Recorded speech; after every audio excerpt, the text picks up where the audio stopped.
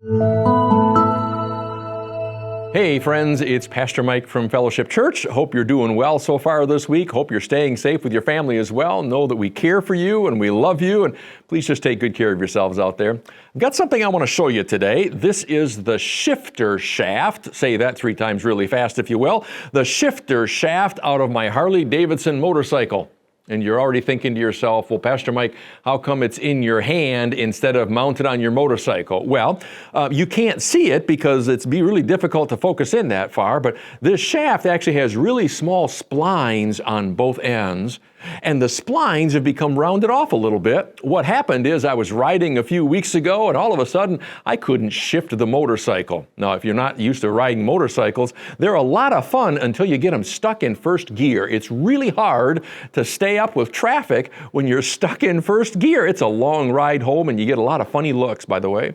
What I discovered when I tore everything apart is that, well, the splines are rounded off on this shifter shaft. So fortunately, I was able to buy another one, have that thing put back together in no time. But here's the lesson I'd like to share with you today.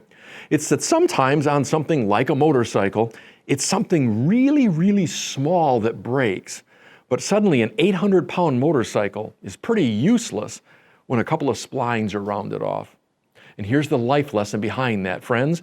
I've learned that for myself and for a lot of people I've had conversations with over the years, when life gets off the rails a bit, it's usually not because of something really big.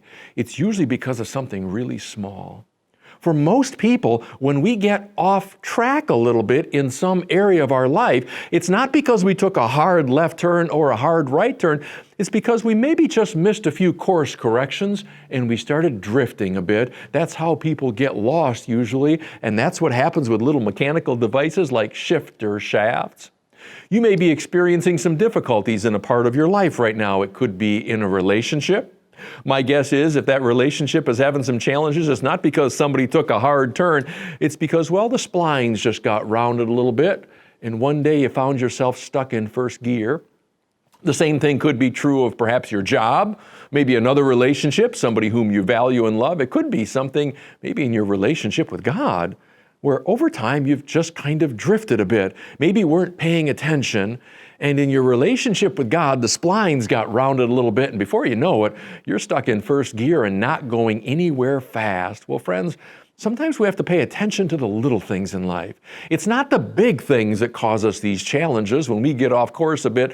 More often than not, I've discovered, especially for me, it's just the little things, just not paying attention to some markers along the way, and before you know it, we're a little farther off the beaten path than we expected to find ourselves, and well, it's all because of the little things, friends. So my challenge for you, my encouragement to you, is that you pay attention to the little things in life.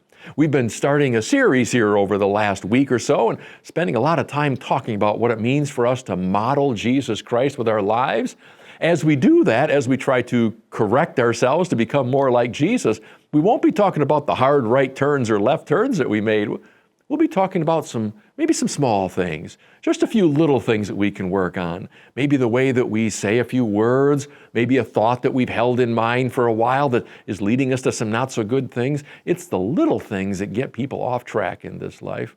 I'll bet you can think of at least one little thing right now where you'd say, yep, I'm stuck in first gear right there in my life, and maybe I need to go back and work on that little thing. Friends, that's always true of me. Maybe it's true of you as well. I hope you have a great week. May you know that we continue to pray for you. We love you. We're praying God's blessing and protection upon all of you. Hope you have a great week. Take care. God bless. Bye-bye.